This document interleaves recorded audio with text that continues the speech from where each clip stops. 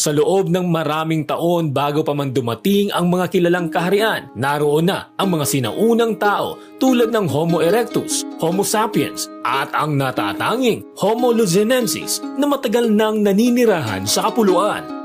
Ang labi ng Tabon Man na natagpuan sa Tabon Cave sa Palawan ay tinuturing na pinakamatandang ebidensya ng sinaunang tao sa Pilipinas na nagmula pa sa 47,000 taon na ang nakalipas. Subalit sa pagkakatuklas ng Calyaw Man sa kuweba ng Calyaw sa Cagayan, mas napagtanto ng mga siyentipiko na mas maaga pa sa 67,000 taon ang tanda ng sinaunang tao sa Luzon. Ang Homo luzonensis na natagpuan sa parehong lugar ay isang natatanging uri ng sinaunang tao na natuklasan kamakailan lamang at nagbibigay ito ng bagong pananaw sa kasaysayan ng tao sa Timog Silangang Asya. Ang kanilang pamumuhay ay nakasentro sa pangangaso, pagtitipon ng pagkain at paggawa ng mga simpleng kasangkapan mula sa bato na nagpapakita ng kakayahan ng ating mga ninuno na umangkop sa kanilang kapaligiran.